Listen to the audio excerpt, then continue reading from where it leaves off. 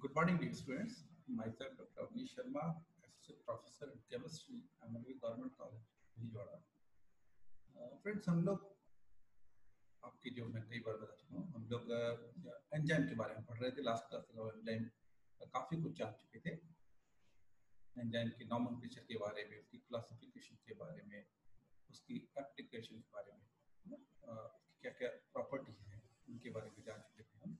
और जो kinetics of enzyme reactions है वो हम पढ़ रहे थे, जिसमें हमने माइकलिस मेंटेन हाइपोथेसिस और माइकलिस कांस्टेंट के बारे में और ग्राफ्स जो थे जिससे कि हम Km वैल्यू, जिसे माइकलिस कांस्टेंट कहते हैं, उसको निकालते हैं, उसके बारे में लास्ट क्लास तक पढ़ लिया था। और उसके बाद में एंजाइम एक्टिविटी सेंटर्स होते हैं, उनके बारे में लास्ट क्लास पढ़ा था। तो आज हम पढ़ेंगे जहाँ मैंने लास्ट क्लास में कहा था कि model of the enzyme reactions. Enzyme जो रिएक्शंस होती है उसके लिए दो मॉडल बेसिकली दिए गए हैं। उन मॉडल को हम एक एक करके पढ़ेंगे। जस्ट मैं शेयर करता हूँ। Okay, model of the enzyme activity. मैं जैसा बताया मैंने कि जो एंजाइम है उसका प्रॉपर काम क्या है। एंजाइम का काम है कि जो सबस्ट्रेट है वो आए एंजाइम के पास, एंजाइम के पास वो आके जुड़े, वहां पर रिएक्शन हो के सबस्ट्रेट में, और वापस वो निकल जाए एज ए प्रोडक्ट। एंजाइम हमें रीजनरेट हो गया, जैसा एंजाइम था वैसा ही वापस मिल जाए, वो रिएक्शन में पार्टिसिपेट नहीं करे। तो इसके लिए दो मॉडल्स दिए गए हैं। एक मॉडल कह रहा था लॉक एंड की मॉडल। पहले मैं जस्ट आपको ब्रीफ इंट्रोडक्शन दूं, फिर अपन इसको आगे पढ़ लेंगे। एक कहलाता है लॉक एंड की मॉडल, दूसरा कहलाता है इंड्यूस्ड फिट मॉडल।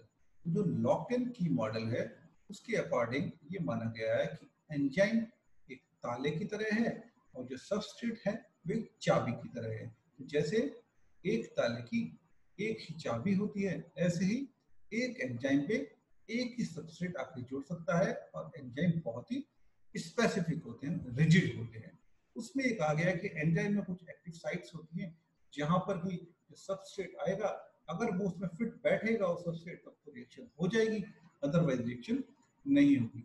जबकि जो इंड्यूस्ड फिट मॉडल है उस पर कहा जाता है कि जब एंजाइम है वो एक नॉर्मल प्रोटीन का एक बड़ा मॉलिक्यूल की तरह है, लेकिन जब सबस्ट्रेट उसके पास आता है तो उसमें इंड्यूस होता है। जैसे हम इंड्यूस डाइपोल मोमेंट पढ़ते हैं ना, कि डाइपोल मोमेंट पहले तो नहीं है, बट जैसे ही जो चार्ज चेंज होता है तो उसमें डाइपोल मोमेंट इंड्यूस हो जाता है ना, ये पढ़ा है हम लोगों ने। ऐसे ही यहाँ पर उसको एंजाइम एक्टिविटी से जोड़ा जाएगा कि जैसे ही सबस्ट्रेट उसके पास में आता है तो कुछ ऐसी स्ट्रक्चर में चेंजेस आता है एंजाइम के कि वो वहां पर इंड्यूस्ड हो जाता है, एक्टिविटी इंड्यूस हो जाती है, उसको कहते हैं इंड्यूस्ड फिट। तो वहां पर सबस्ट्रेट किसी भी एंजाइम में फिट हो जाता है जिसको वो इंड्यूस कर पाए। तो दोनों में बहुत फर्क है, एक रिजिड है एक फ्लेक्सिबल है। तो अब इसको हम पढ़ते हैं। सबसे पहले इंट्रोडक्शन और enzyme characteristic. The basic mechanism by which enzyme catalyze chemical reaction begins with the binding of the substrate to the active site of the enzyme. Active sites के बारे में मैं आपको बता चुका हूँ कि एक्टिव साइट्स क्या होती है ना, जहां पर एंजाइमेटिक रिएक्शंस होती है, that is called active sites. तो सबस्ट्रेट आके वह बाइंड होगा, ये पहली जरूरत है एंजाइम रिएक्शन की, है ना।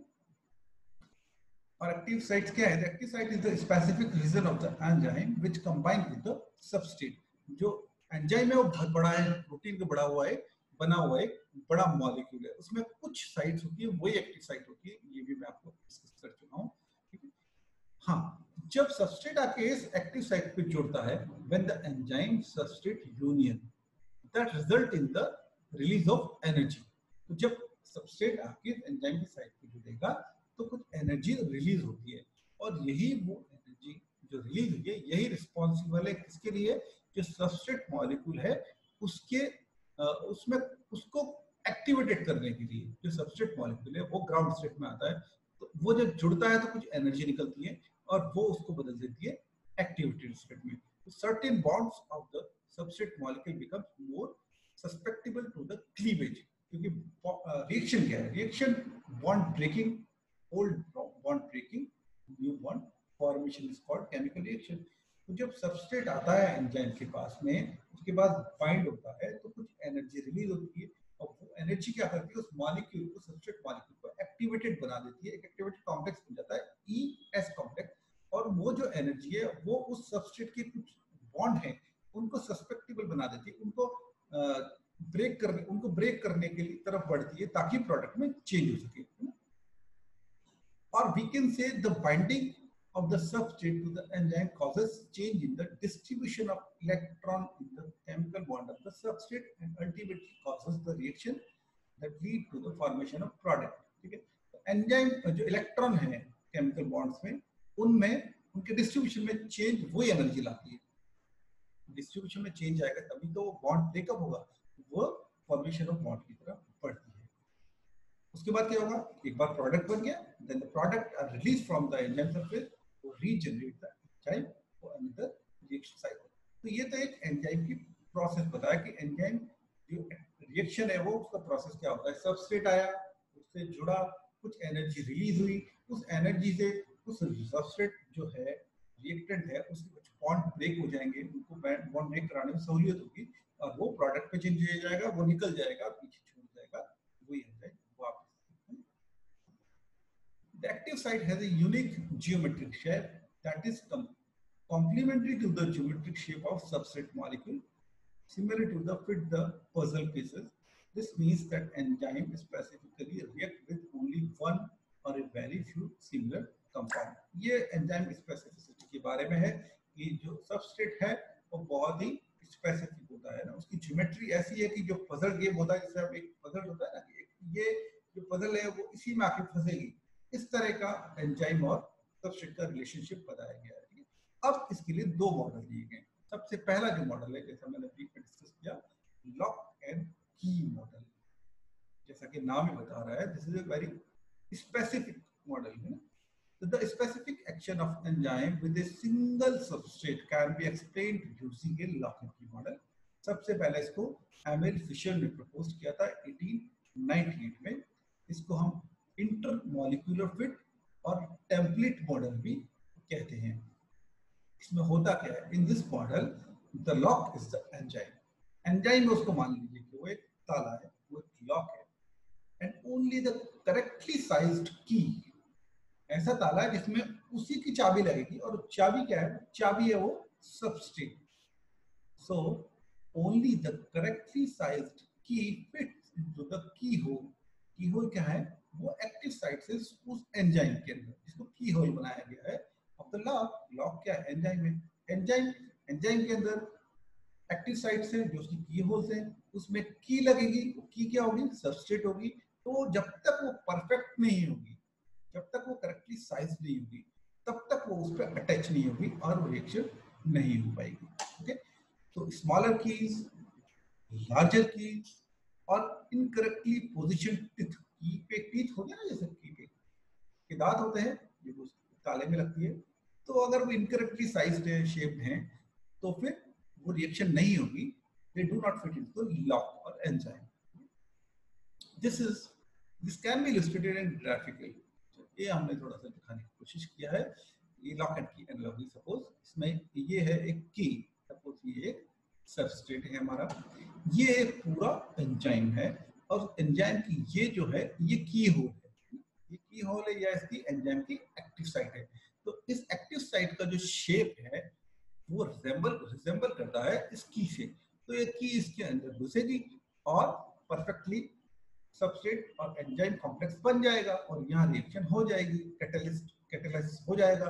ठीक है, लेकिन अगर ये सबस्ट्रेट इनकरेक्ट की शेप है, ऐसा शेप है, तो यहाँ पर कोई रिएक्शन नहीं हुआ, ये करेक्टली फिट नहीं हो पाया है।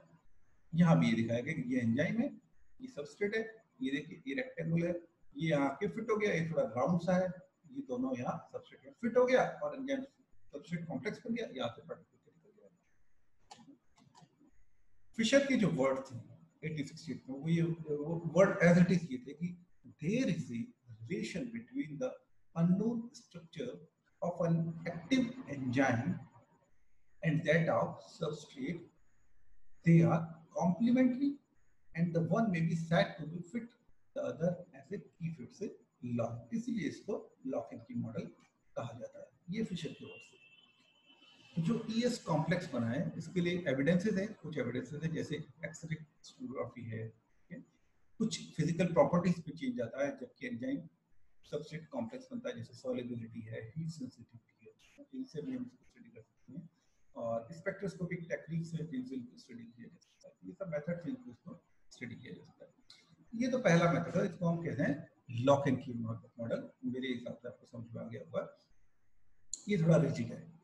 दूसरा जो मॉडल है वो कहलाता है Quetelet's इंड्यूस्ड फिट मॉडल।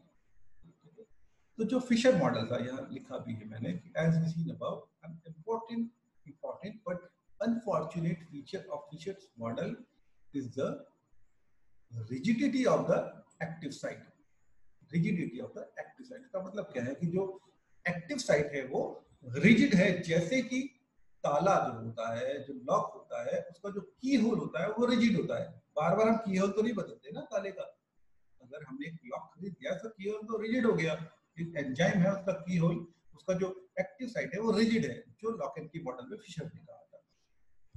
और इसको लिखे तो that active site is presumed to be reshaped to fit the substrate. पर Quetelet इंड्यूस्ड फिट मॉडल ऐसा नहीं है। उसमें जो वर्ड यूज किया गया इंड्यूस्ड फिट, इंड्यूस्ड फिट कौन कर रहा है? वो सबस्ट्रेट करेगा। इसको हम लिखते हैं, जब सबस्ट्रेट उसके पास आता है तो वो इंड्यूस करेगा ताकि ऐसा शेप बने कि वो सबस्ट्रेट उसके अंदर अरेंज हो जाए। ये मॉडल है वो, देखते हैं इसको। Not all experimental evidence can be adequately explained by using the so-called rigid enzyme model assumed by the lock and key theory by Fisher. For this reason, a modification called the induced fit theory has been proposed by Quetelet in 1958. तो modification है जो lock and की हमने ऊपर पढ़ा उसके अंदर। So Quetelet presumed that the enzyme molecule does not retain its original shape and structure. Enzyme को रिजिड नहीं है, वो रिटेन नहीं कर रहा है अपने ओरिजिनल शेप और स्ट्रक्चर को कि मैं तो किसी सबस्ट्रेट को आने ही नहीं दूंगा, मैं तो ऐसा ही रहूंगा, ऐसा वो नहीं कह रहा है। पर वो क्या कह रहा है? But the contact of the substrate induces some configurational or geometrical changes in the active site of the enzyme molecule. The enzyme rigid नहीं है एंजाइम, एंजाइम किसी सबस्ट्रेट मॉलिक्यूल के आने पर अपने अंदर कुछ कन्फिगरेशनल और ज्योमेट्रिकल चेंजेस कर लेता है और उस सबस्ट्रेट को एक्सेप्ट कर लेता है। तो एंजाइम कब करेगा? ये इंड्यूस्ड है। इंड्यूस किससे? वो सबस्ट्रेट जब आएगा तो वो इंड्यूस करेगा, अपने आप नहीं होगा। और ये डिपेंड करेगा कि कौन सा सबस्ट्रेट सामने से आ रहा है। Consequently, the enzyme molecule is made to fit completely the configuration and active center of the substrate. At the same time, other amino acid residues may become masked in the interior of the molecule. Okay? तो जो active centre है, active site से वहां पर induced changes हो जाएंगे। Induce कौन करेगा? वो सबस्ट्रेट करेगा और वो उसके लायक एक जगह बना देगा, एक्टिव सेंटर बना देगा। Or simply, the induced fit theory assumes that the substrate plays a role in determining the final shape of the enzyme, and that the enzyme is partially flexible. तो rigid नहीं है enzyme, enzyme rigid नहीं है, substrate का role play कर रहा है उस एंजाइम का फाइनल शेप डिटरमाइन कराने में। अगर वो करा पाता है तो रिएक्शन होगी, अगर नहीं करा पाता है तो रिएक्शन नहीं होगी। कुछ सबस्ट्रेट होते हैं वो एंजाइम को बहुत ज्यादा डिस्टॉर्ट कर देते हैं, इसलिए वहां रिएक्शन नहीं होती। जैसा लिखा है, why certain compounds can bind to the enzyme but do not react because the enzyme has been distorted too much. बहुत ज्यादा डिस्टॉर्ट उसने कर दिया है। और कुछ सबस्ट्रेट मॉलिक्यूल इतने छोटे होते हैं कि वो उस एंजाइम को इंड्यूस नहीं कर पाते हैं उस प्रॉपर अलाइनमेंट के लिए, इसलिए वो रिएक्ट नहीं कर पाते हैं। तो only the proper substrate is capable of inducing the proper alignment of the active site. और क्वेटलेट की जो थ्योरी थी उसको भी कुछ टाइम पहले लिप्सकॉम्ब ने भी कंफर्म की। तो अगर हम यहाँ देखें तो यहाँ पर ये जो ग्रीन दिख रहा है, ग्रीन पार्ट, ये ग्रीन पार्ट सारा प्रोटीन पार्ट है एंजाइम, ये बड़ा पार्ट है ना, इसको कोई लेना देना नहीं है, ये सिर्फ सराउंडिंग में है या अंदर घुसा हुआ है, ये एक्टिव साइट्स नहीं है, मेरे कहने का मतलब यही है। और ये जो कलर है इसको साइड कलर कहते हैं। ये सपोज एक्टिव साइट है और ये है जो ये सबस्ट्रेट है। तो सबस्ट्रेट जब आएगा तो इसमें ज्योमेट्रिकल स्ट्रक्चरली ऐसे चेंजेस करेगा कि वो उसके अंदर फिट हो जाए। तो the protein change are flexible and fit around the substrate, ये कहने का मतलब। जैसे ये है एक एग्जांपल है, इसमें जो लाइसिन है मेथिओनिन है, इनका कोई रोल नहीं है। यहाँ पर जो P है ये डिनोट कर रहा है फॉस्फोसिलिन को, और जो SH है दिस वन ये डिनोट कर रहा है सिस्टीन रेजिड्यू है ये, है ना। तो ये फॉस्फोसिलिन और सिस्टीन रेजिड्यू ये दोनों ही एक एक्टिव साइट का रोल प्ले करते हैं। जैसे ही सबस्ट्रेट आएगा, देखिए ये सबस्ट्रेट आने से पहले का इसका स्ट्रक्चर है, पर जैसे ही जस्ट मिनट,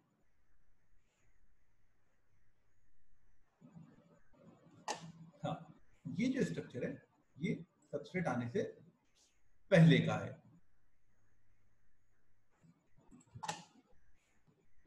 और ये सबस्ट्रेट आने के बाद का है। तो जैसे ही सबस्ट्रेट आया तो क्या हुआ, ये HS और ये P दोनों पास आ गए, ठीक है। और इस तरह इन्होंने एक एक्टिव साइट यहाँ पर बना दिया, ये एक्टिव साइट बन गया ना, ये एक्टिव साइट बन गया। ये बता रहा है ये जो लाइसिन है मेथिओनिन है ये अमीनो एसिड है, ये इसके अंदर है क्योंकि प्रोटीन से मिलकर बना है जो एंजाइम है हमारा, है ना। ये प्रोटीन है बेसिकली, और ये इसकी एक्टिव साइट है फॉस्फोसिलिन और सिस्टीन रेजिड्यू ऐसे जिससे लिखाया है ना। ये दोनों मिलके जब पास आएंगे इस तरह इन्होंने सबस्ट्रेट, ये सबस्ट्रेट दिखा रहा है एस से जो डिनोट कर रहा है सबस्ट्रेट है, इस सबस्ट्रेट को उन्होंने घेर लिया है ना, ये बना दिया है एक्टिव साइट।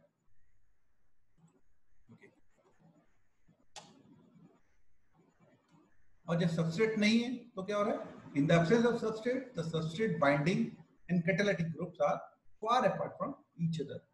एस किधर है, पी किधर है और HS किधर, दूर दूर है। लेकिन जैसे ही सबस्ट्रेट आएगा तो वो इंड्यूस करेगा, इसीलिए कहा इसको इंड्यूस फिट। तो इंड्यूस करेगा और इसके स्ट्रक्चर में एक चेंज करेगा, और जो भी बाइंडिंग है या कैटालिटिक ग्रुप है वो एक दूसरे के पास आके इसको बाइंड कर लेंगे और रिएक्शन हो जाएगी। तो the closeness of the substrate induces a convolutional change in the enzyme molecule, aligning the group for both substrate binding and catalysis। दो चीजें होंगी ना, पहले तो बाइंड होगा उसके बाद कैटालिसिस होगी, तो वो दोनों ग्रुप आके उसको घेर लेते हैं, कन्वर्जन चेंज हो जाता है। Simultaneously the spatial orientation of other region is also changed so that the lysine and methionine are now much closer।